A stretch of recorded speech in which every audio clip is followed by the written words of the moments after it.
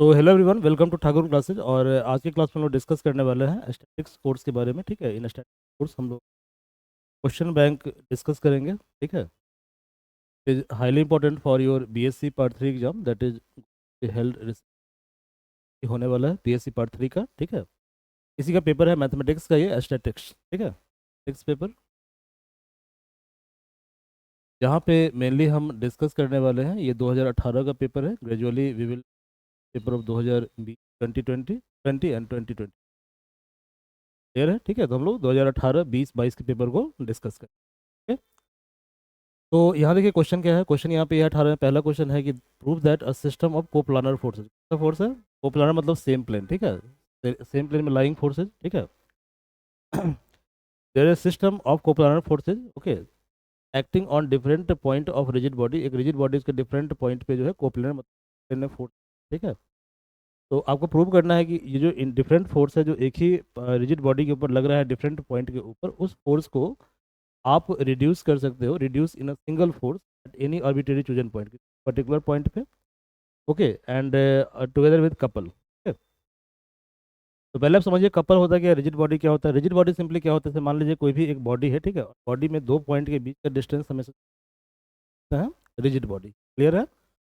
तो हमने मान लिया एक रिजिड बॉडी है, इसके अंदर बहुत सारा पॉइंट है। ठीक है, डिफरेंट पॉइंट है और डिफरेंट पॉइंट पे डिफरेंट डिफरेंट फोर्स लग रहा है। यहाँ पे फोर्स लग रहा है आपका F1 F2 FN, इस तरह का फोर्स लग रहा है। एन फोर्स यहाँ पे काम कर रहा है एन पॉइंट के ऊपर। ठीक है, कपल क्या होता है, देखिए यहाँ पे से मान लीजिए कि एक सिस्टम है, यहाँ पे एक फोर्स लग रहा है F और यहाँ पे एक फोर्स लग रहा है F। क्लियर है?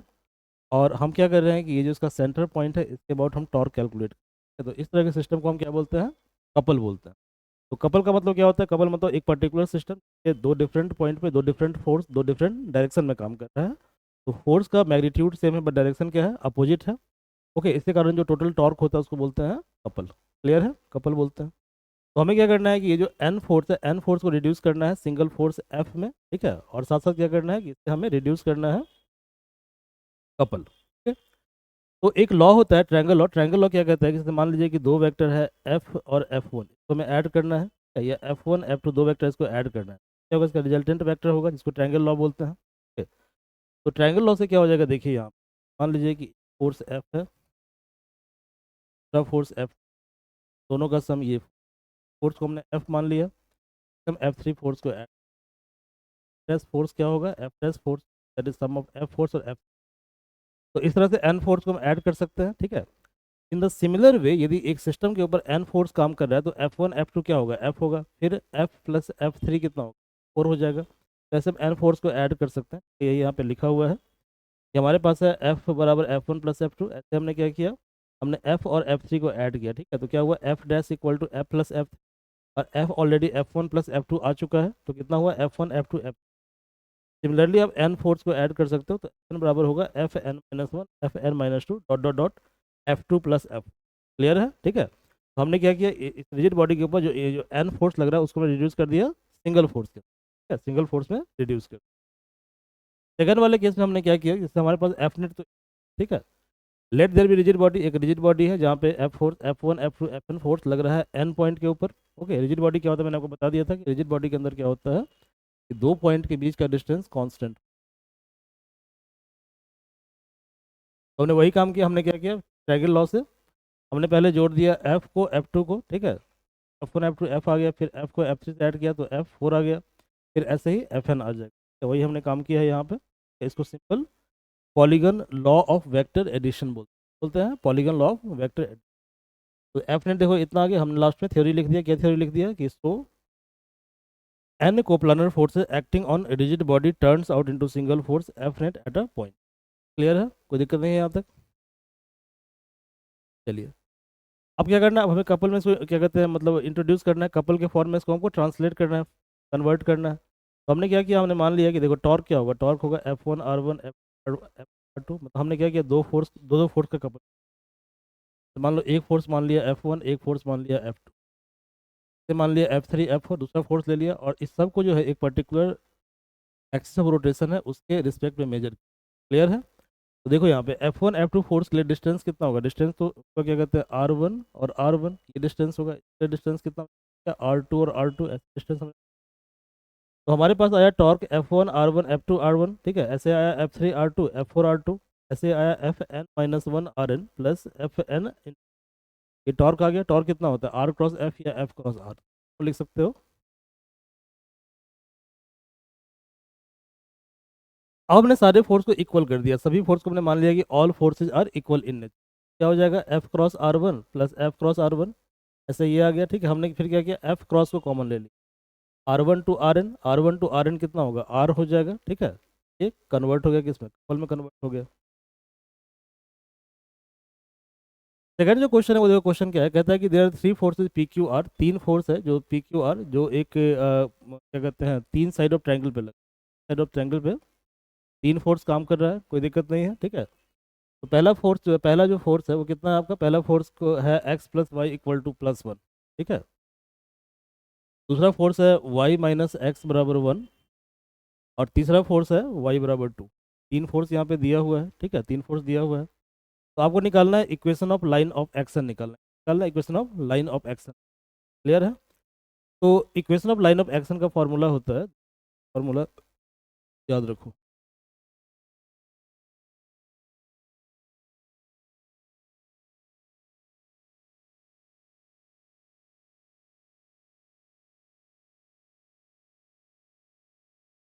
इक्वेशन, हाँ ये देखो, ये फॉर्मूला होता है equation of line of x.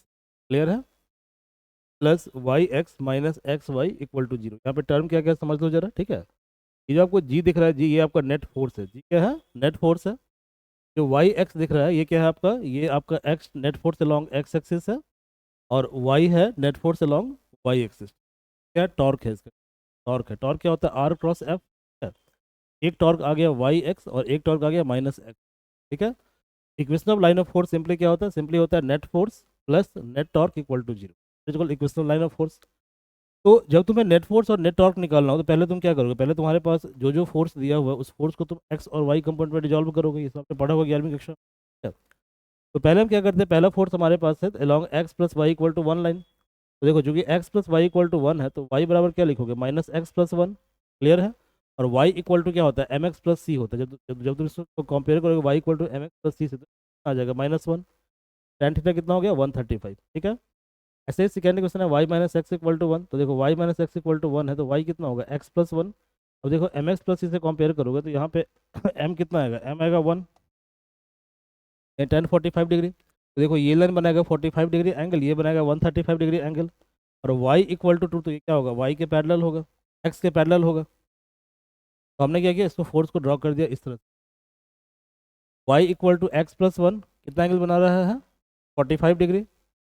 y equal to minus X plus one कितना बना रहा है, माइनस 135, सॉरी 135 बना रहा है, ये देख रहे हो तुम, ठीक है, 135 बना रहा है। और तीसरा जो फोर्स है y इक्वल टू टू, ये बना रहा है, ये parallel to X axis. Clear है। अब हम क्या करेंगे, पहले हम कैलकुलेट करेंगे नेट फोर्स को, फिर हम कैलकुलेट करेंगे नेट टॉर्क को, और इन दोनों का सम क्या होगा, वही line of action of force होगा जो तुम्हें निकालना है।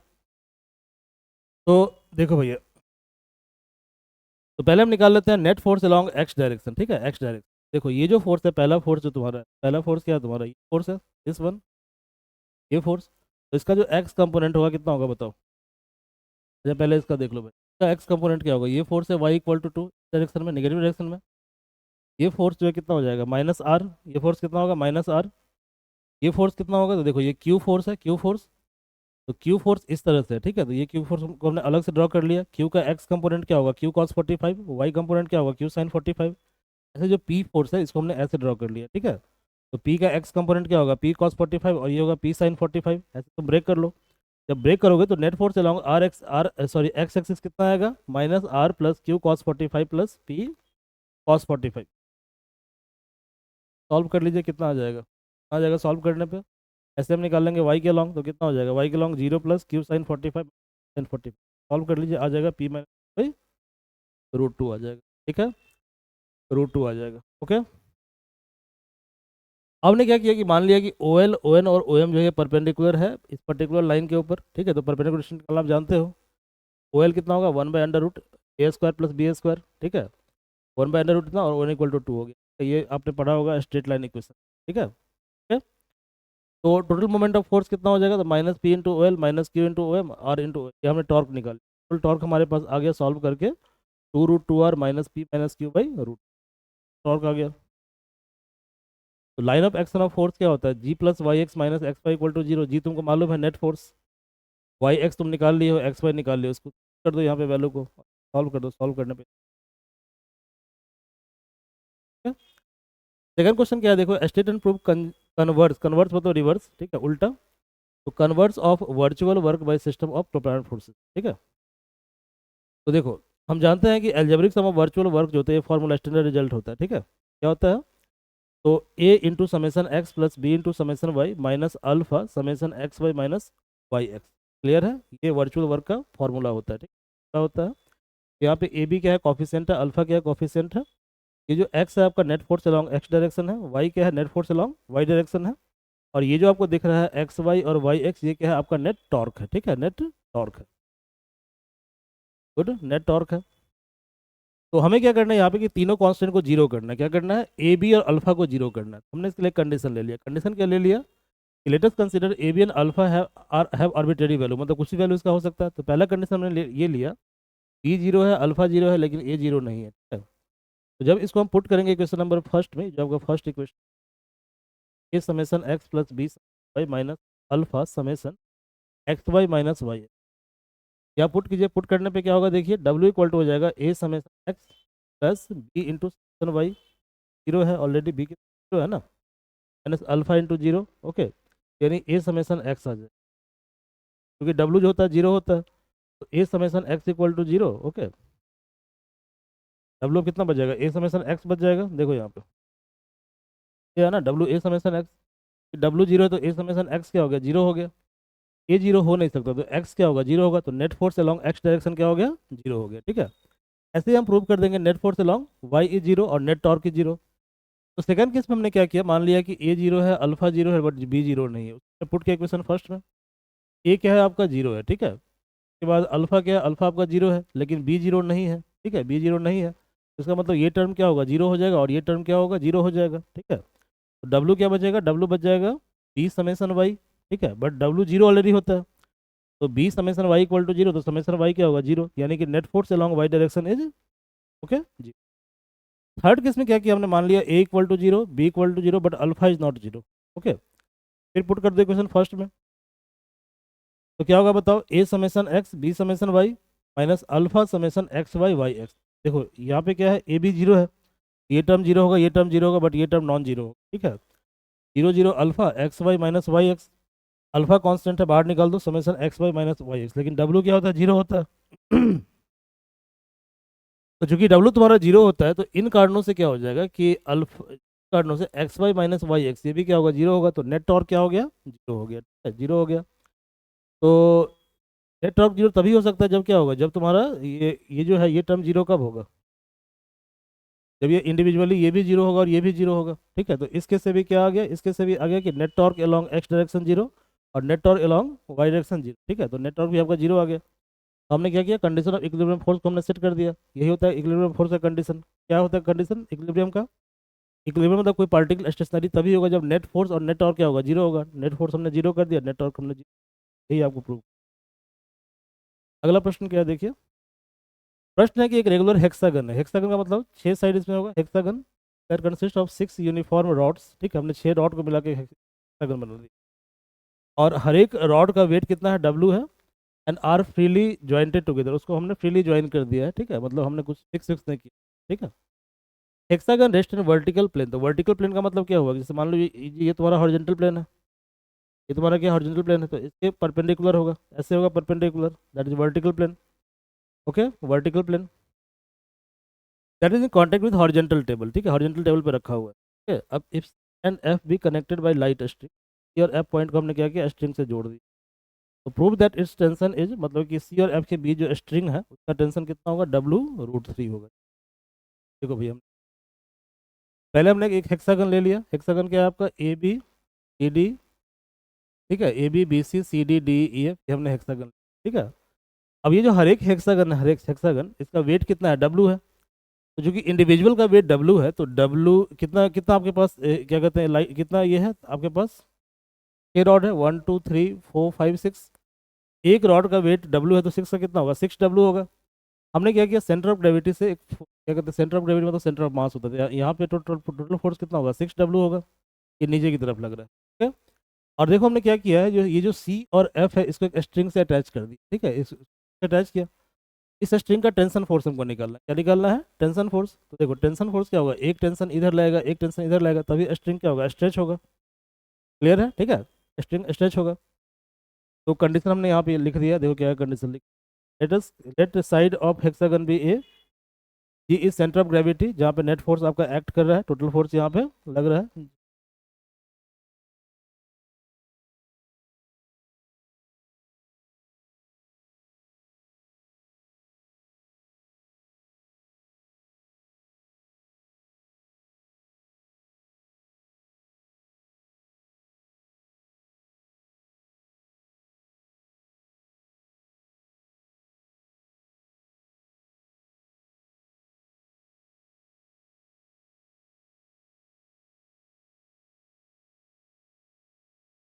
ओके, तो देखिए भाई, टी क्या है, टी इस स्ट्रिंग के अंदर टेंशन है, टेंशन है।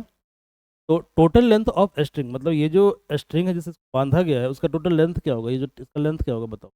देखो इसका लेंथ, ये तो एक तो ये वाला पार्ट हो जाएगा ए, तो एक पार्ट हो गया ए, ठीक है। दूसरा क्या होगा, दूसरा ये वाला पार्ट होगा, दिस पार्ट। क्लियर है, दिस पार्ट होगा, और तीसरा क्या होगा, दिस पार्ट होगा, ठीक है, दिस पार्ट होगा। देखो इस पार्ट को हम कैसे निकाल लेंगे, तो देखो इस पार्ट को निकालने के लिए हमने क्या किया, इस ट्रायंगल को सॉल्व किया, ठीक है। सॉल्व करके देख लो यहाँ पे, जब ट्रायंगल को सॉल्व करोगे तो ये एंगल तुम्हारा थीटा है, तो अल्टीमेटली ये एंगल तुम्हारा थीटा आ जाएगा, ठीक है, थीटा आ जाएगा। और चूंकि ये तुम्हारा ए है तो कितना हो जाएगा, ए कॉस थीटा होगा ये, ठीक है, तो this should be A cos theta. तो देखो ये तुम्हारा हो गया ए कॉस थीटा, और ये हो गया ए कॉस थीटा, और ये हो गया ए, तो टोटल लेंथ कितना होगा स्ट्रिंग का, ए प्लस ए कॉस थीटा प्लस ए कॉस थीटा, मतलब ए प्लस 2 ए कॉस थीटा। तो कोई दिक्कत नहीं है। और आपने पढ़ा होगा कि वर्चुअल वर्क कैसे निकालते हैं, तो वर्चुअल वर्क को निकालने का तरीका क्या होता है कि हम पूरे सिस्टम को जो है, ठीक है, कुछ एंगल से डिस्प्लेस कर दें। हमने कुछ एंगल से डिस्प्लेस कर दिया, ताकि एंगल यदि पहले थीटा था, कि जब थीटा था अब कितना बन गया, थीटा प्लस डी थीटा हो गया। वही लिखा हमने कि let system be given a small displacement about GO, GO मतलब इस line centre of gravity, such that theta becomes theta plus D theta.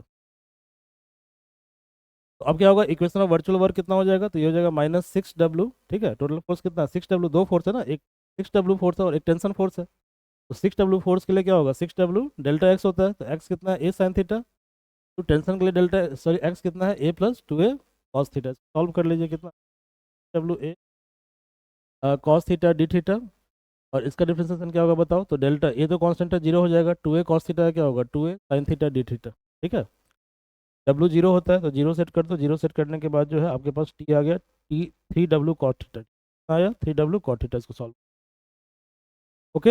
अब देखिए, फॉर इक्विलिब्रियम ऑफ हेक्सागन क्या होगा, रूल रूल होता है कि जो कि हेक्सागन में 6 साइड होते हैं, ठीक है, तो डेट एंगल कितना 360 डिग्री है, तो बाई 60 हो गया। तो थीटा को हम कितना लेंगे इक्विलिब्रियम के लिए, 60 डिग्री लेंगे, ठीक है। तो पुट कर दो यहाँ पे 60 डिग्री, तो 3W कॉट 60, तो कॉस्ट कॉट 60 आपका 1/√3 होता है, तो √3W आ गया आंसर। डिफाइन कॉमन कैटनरी, ठीक है, कैटनरी क्या होता है इसको डिफाइन करना है। इसके अलावा derive equation of common catenary, the form of y equal to C cos X, form में आपको फाइंड आउट करना है। अब देखो ये काफ़ी इंपॉर्टेंट क्वेश्चन है, तो ये क्वेश्चन 2018 में आया था। सेम क्वेश्चन 2022 से पूछा, लेकिन उसमें बोला था कि आपको प्रूव करना है y equal to C X I और y इक्वल टू एस। तो पहले कैटनरी क्या होता है उसको समझ लीजिए, कैटनरी क्या होता है। कैटनरी सिंपली क्या होता है, जैसे मान लीजिए कि कोई चेन है, ठीक है, और चेन को आपने इस तरह से हैंग कर दिया, ठीक है, हैंग कर दिया, इस तरह के सिस्टम को बोलते हैं कैटनरी। क्या बोलते हैं इसको, कैटनरी बोलते हैं, ठीक है। इसी का इक्वेशन आपको निकालना है कैटनरी का। देखिए वही लिखा है कि when a uniform string have freely क्या कहते हैं, freely held under action of gravity, it forms a curve, और इसी कर्व को हम क्या बोलते हैं, इसी कर्व को बोलते हैं कैटनरी। ये कर्व क्या है, कैटनरी है। क्लियर है, ये कर्व कैटनरी है। कैटनरी में क्या होता है कि जो डब्लू जो होता है, डब्लू ये होता है wait per unit length, okay, और इसको हम इस कर्व के सी से मल्टीप्लाई करते हैं, लेंथ से मल्टीप्लाई। तो ये देखिए, ये एक्चुअली आपको समझना है, it is very very important. तो ये कैटनरी है, मतलब ये एक ऐसा कैटनरी है, स्ट्रिंग है। क्लियर है, ऐसा कैटनरी है। कैटनरी में हमने आर्बिट्रेरली कोई पॉइंट पी ले लिया, या जो एक्स वाई है, ठीक है, पॉइंट कितना एक्स वाई है, और यहाँ से हमने एक टेंजेंट को ड्रॉ किया। तो टेंजेंट कितना एंगल बनाता है, साई एंगल बनाता है, ठीक है। अब टर्म को समझिए जरा। अब ये जो लेंथ होता है ना, ये लेंथ, दिस लेंथ, जो पूरा आपको लेंथ दिख रहा है, इसको बोलते हैं एस। तो इसको, हाँ, इसको एस से डिनोट कर। क्लियर है, यहाँ पे ये लिखा हुआ देखिए, स्मॉल डब्ल्यू है it is weight per unit length. और ए सी बी क्या है, ए सी बी आपका जो है ए सी यही कैटनरी है, दैट इज हैंगिंग स्ट्रिंग। और सी इसका लोएस्ट पॉइंट, ठीक है, तो सी क्या इसका लोएस्ट पॉइंट है, दिख रहा है आपको।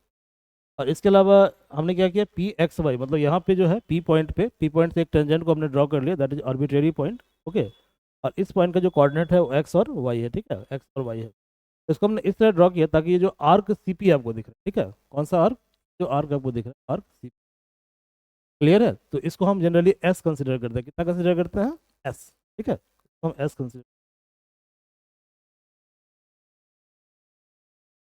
ओके।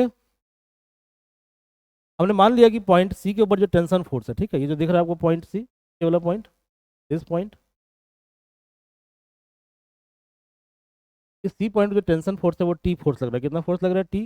यदि टेंशन फोर्स टी है, टेंशन फोर्स कितना है, टी है, ठीक है, टी है, तो टेंशन फोर्स टी क्या होगा, टी इक्वल टू होगा work done per unit length, ठीक है, work done, sorry, weight per unit length. और वेट पर यूनिट लेंथ को हम क्या करेंगे, इस आर्क के लेंथ से डिवाइड कर देंगे, ठीक है, सॉरी मल्टीप्लाई कर देंगे। तो क्या होगा, लेंथ लेंथ कैंसिल हो जाएगा, तो अल्टीमेटली क्या होगा आपके पास वेट आ जाएगा, तो टेंशन इक्वल टू क्या होगा, वेट होगा, ठीक है, टेंशन इक्वल टू वेट। तो इस पार्ट का जो टेंशन है वो डब्ल्यू इंटू एस होता है, ठीक है, एस होता है। ऐसे ही इस पार्ट का जो टेंशन होता है, टेंशन होता है वो होता है डब्ल्यू इंटू सी, जहाँ पे सी जो है ये वाला लेंथ है, क्या है, ये आपका लेंथ है, ठीक है। तो ओरिजिन से कैटनरी का जो लोएस्ट पॉइंट का लेंथ है दैट इज कॉल्ड सी, सी, और उस पॉइंट पे टेंशन टी नॉट होता है, और T naught equal to W into होता है, क्लियर है, ओके। और ऐसे ही इस पॉइंट पे जो है, इस पर्टिकुलर पॉइंट पे टेंशन कितना होता है, एम जी होता है, ओके, मतलब वेट होता है। तो वेट कितना होगा, wait per unit length multiplied by, वही सब यहाँ लिखा होगा, देखिए क्या लिखा हुआ है, क्या हुआ ना, let us consider tension at point C and P be T naught and T, ठीक है, मतलब सी पे कितना है, टी नॉट है, और पी पे कितना है, टी है, ठीक। Consider equilibrium of the portion, okay. तो देखिए टी साइन साई, देखिए ध्यान से, यहाँ पे कितना टेंशन है, यहाँ पे टी टेंशन है, यहाँ पे कितना टेंशन है, टी टेंशन है, यहाँ पे टेंशन टी है, ठीक है। और ये एंगल आपका साई है, ये एंगल भी कितना होगा, साई होगा। तो ये कंपोनेंट क्या होगा, T sine, T cos psi, I am sorry, T cos psi. और ये कंपोनेंट कितना होगा, टी साइन, क्लियर है, टी साइन साई। देखो ये जो ऊपर वाला कंपोनेंट टी साइन साई, ये क्या करेगा, डब्ल्यू सी को बैलेंस करेगा, ठीक है।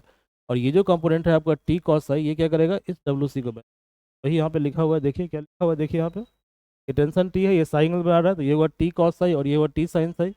टी साइन साई को बैलेंस करता है डब्ल्यू, ठीक है, और T sine psi cos psi को बैलेंस करता है डब्ल्यू, ठीक है, डब्ल्यू, ये लिखा हुआ है यहाँ पे, ओके। चलिए तो let us consider tension at point, ये हमने कर दिया, T sine psi equal to W S, T cos psi equal to T, हमने कर दिया। टेन साई कितना होगा, W S by T naught, मतलब कि W S by T naught W C है, तो ये डब्ल्यू डब्ल्यू कैंसिल हो जाएगा, तो एस सी हो जाएगा। तो यहाँ से एक रिलेशन आ गया कि tan psi equal to S by C है, तो एस कितना होगा, सी टेन साई होगा, ठीक है, सी टेन साई। और टेन साई कितना होता है, D Y by D X होता है, ठीक है, D Y by D X. ये रिजल्ट स्टैंडर्ड्स को याद कर लीजिए, ठीक है। Tan psi D Y by D X, D Y by D X होता है साइन साई, और D X by D X होता है cos psi, very important result, ठीक है। देखिए भैया, हमने क्या किया, इसको डिफ्रेंशिएट कर दिया, ठीक। D X by D X क्या होगा, C D by D X, C D Y by D X, तो D two Y by D X two हो गया, ठीक है, एक्स टू हो गया। तो one by D X by D X हम लिख सकते हैं, C D Y D X D Y by D X हम लिख सकते हैं। अब देखो D X by D X कितना पढ़ाया था मैंने अभी, अब देखो यहाँ पे D X by D X होता है कॉस साई, ठीक है, कॉस साई।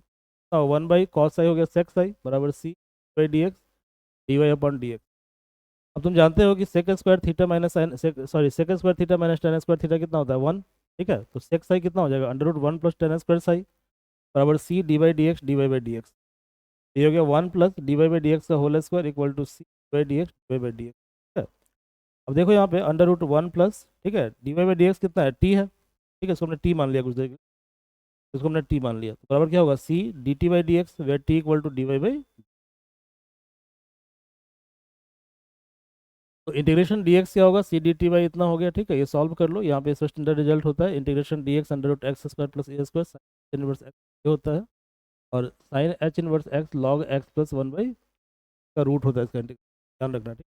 देखो भाई हमने क्या किया, integration D X equal to integration C D T by under root one plus T square. देखो ये इस फॉर्म में है, यहाँ से कितना आ गया, C sine H inverse T plus C तो x बराबर कितना आ गया, C sine H Y by D X, क्योंकि टी हमने कितना माना था, D Y by D X. ठीक है, अब ये वैल्यू कितना है, ये वैल्यू है आपका log D Y by D X plus under root one plus D Y by D X का होल स्क्वायर।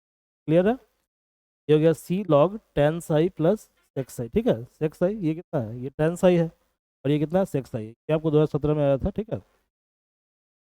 17 में ये आया था। अब इसके बाद क्या करोगे, इसके बाद क्या करोगे, तो देखो x इक्वल टू कितना है, C sine H inverse D Y by D X, है ना तुम्हारे पास,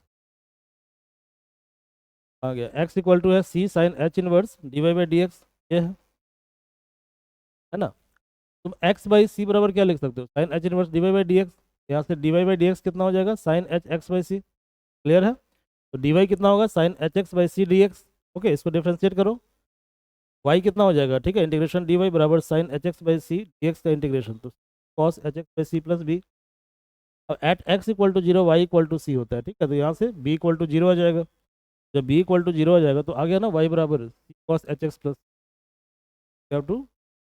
काफ़ी इंपॉर्टेंट है, इसने कई बार पूछा है।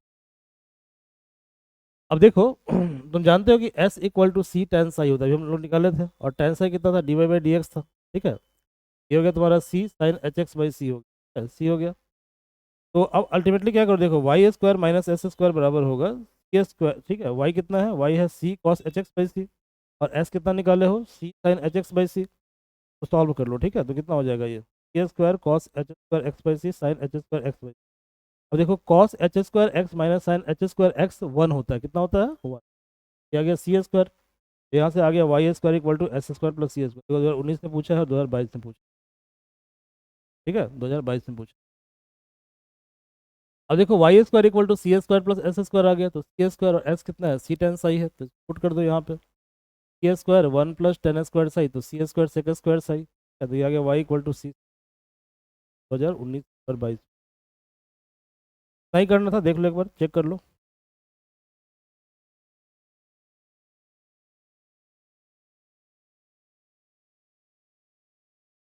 Y equal to C sec psi करवा दिया, Y equal to S square plus C square करवा दिया, Y equal to C.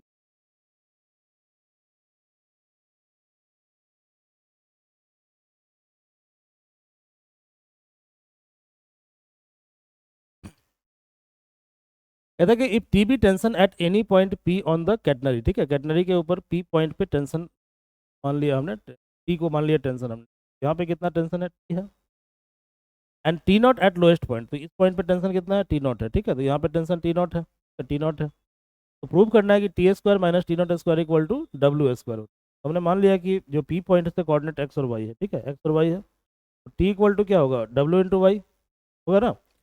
W क्या है, वेट पर यूनिट लेंथ है, तो वेट पर यूनिट लेंथ को तुम लेंथ से मल्टीप्लाई करोगे, यू विल गेट वेट। ऐसे टी नॉट कितना होगा, डब्ल्यू सी। ठीक है, W C, T square minus T naught square होगा W square Y square minus W square C square. W square common ले लो, Y square minus C square, result होता है Y square equal to C square plus पहले तो drive किए थे, कितना होगा, वाई स्क्वायर एस स्क्वायर हो जाएगा, और वाई का होल स्क्वायर लिखोगे, डब्ल्यू एस का होल स्क्वायर। तो डब्ल्यू क्या है, वेट पर यूनिट लेंथ, और एस क्या है तुम्हारा, लेंथ, तो क्या होगा, ये नेट वेट डब्ल्यू हो जाएगा, तो T square minus T naught square equal to W. हो गया क्वेश्चन, देखो, establish the energy test for stability. ठीक है, ये क्या होता है समझो जरा पहले, देखो मान लीजिए कि एक सिंपल पेंडुलम है। ठीक है, सिंपल पेंडुलम जो इस पॉइंट से इस पॉइंट पे लाओगे तुम, इसको फ्रीली छोड़ दोगे। ठीक है, तो क्या होगा, इस मूव करेगा ऐसे ऐसे, इस पॉइंट पे काइनेटिक एनर्जी तुम्हारा मैक्सिमम होता है, मैक्स, बट पोटेंशियल क्या होता है, जीरो होता है। ये टेस्ट करना। तो किसी भी डायनेमिकल सिस्टम के लिए टोटल एनर्जी कितना होगा, टोटल एनर्जी होगा पोटेंशियल प्लस काइनेटिक एनर्जी। है, तो द पोजीशन ऑफ इक्विलिब्रियम, मतलब इक्विलिब्रियम पोजीशन पे जो है जनरली काइनेटिक एनर्जी को जीरो माना जाता है, क्योंकि बॉडी मूव नहीं करता है, और पोटेंशियल एनर्जी वहाँ पे फिक्स होता है। ठीक है, कांस्टेंट होता है, ये कंडीशन ऑफ इक्विलिब्रियम। ठीक है, हमने क्या किया, कंडीशन लिया कि हमने यहाँ पे एक स्फीयर था, इस तरह का स्फीयर था, इसके ऊपर एक और स्फीयर को रखा, क्लियर है, और इस स्फीयर को इस पॉइंट में रिलीज कर दिया, छोड़ दिया ठीक है, तो let potential energy be maximum. ठीक है, मैक्सिमम मान लिया कि पॉइंट पे हमने जेट को रखा, यहाँ पे पोटेंशियल क्या होगा, मैक्सिमम होगा, होगा mgh। तो हमने क्या किया कि let the system is slightly displaced from position of maximum potential energy, तो यहाँ से क्या किया, स्लाइटली इसको हल्का सा डिस्प्लेस कर दिया, डिस्प्लेस कर दिया इसको। ठीक है, देन सेट फ्री, तो पोटेंशियल एनर्जी विल डिक्रीज। देखो जैसे जैसे बॉडी नीचे आएगा, ठीक है, बॉडी नीचे क्या होगा, एच घटेगा, तो पोटेंशियल क्या होता है, एम जी एच होता है। एच जब घटेगा तो क्या होगा, पोटेंशियल घटने लगेगा तुम्हारा। देखो भाई पोटेंशियल एनर्जी जो है कितना होता है बताओ, एम जी एच, ये तुम्हारा कांस्टेंट है, एच क्या है, वेरिएबल है। यानी कि पोटेंशियल एनर्जी अल्टीमेटली डिपेंड कर रहा है एच के ऊपर, ठीक है। तो जितना जितना जैसे से एच बढ़ेगा वैसे पोटेंशियल क्या होगा, बढ़ेगा। जैसे जैसे एच घटेगा तो पोटेंशियल क्या होगा, घटते जाएगा, ठीक है, घटते जाएगा। तो देखो भाई, तो पोटेंशियल एनर्जी विल डिक्रीज जब पार्टिकल यहाँ से यहाँ की तरफ जाएगा, नीचे की तरफ जाएगा, ठीक है, from point A two point. Consequently kinetic energy will decrease, तो काइनेटिक क्या होगा, बढ़ेगा। जब एक एनर्जी घटता है तो एनर्जी क्या होता है, बढ़ता है। क्यों बोलते हैं conservation of kinetic, conservation of energy बोलते हैं इसको। तो क्या होगा, इसको हम बोलेंगे अनस्टेबल पॉइंट। क्या बोलेंगे इसको हम, अनस्टेबल पॉइंट, अनस्टेबल पॉइंट। अब हमने मान लिया कि लेट पोटेंशियल एनर्जी भी मिनिमम, तो मिनिमम कब होगा, जब पार्टिकल यहाँ पे होगा तब, ठीक है। अब सिस्टम को स्लाइटली हमने डिस्प्लेस कर दिया from position of minimum potential energy, ठीक है। So in the new position potential will, ठीक है। देखो अब जैसे ही पार्टिकल इस पॉइंट पे आएगा, यहाँ पे आ जाएगा, ठीक है, तो पार्टिकल क्या होगा, पार्टिकल रुक जाएगा, पार्टिकल यहाँ पे आके रुक जाएगा। जब पार्टिकल रुक जाएगा तो इसका मतलब काइनेटिक क्या हुआ, जीरो। पोटेंशियल क्या होगा, पोटेंशियल मैक्सिमम होगा यदि हम इस रेफरेंस के तुलना, रेफरेंस को तो देखो भाई क्या लिखा हुआ है कि system is slightly displaced from position of minimum potential energy, तो so in this in the new position potential will increase, but kinetic क्या होगा, जीरो हो जाएगा, काइनेटिक इज जीरो।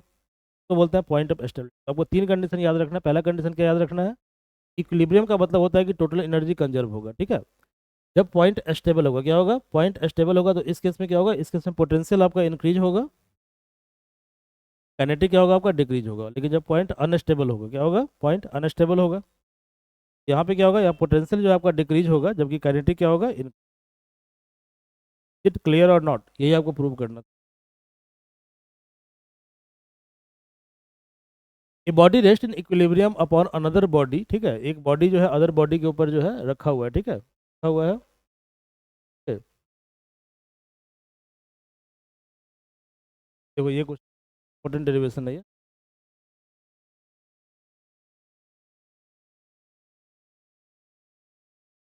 तो देखो ये डेरिवेशन 2020 में रिपीट हो, 2020 में इसको कर लेंगे, ठीक है। आज इतना ही रहने दीजिए, नेक्स्ट वीडियो में जो है इस क्वेश्चन को हम लोग कवर कर लेंगे, मैं बता दिया है, ओके। तो थैंक यू।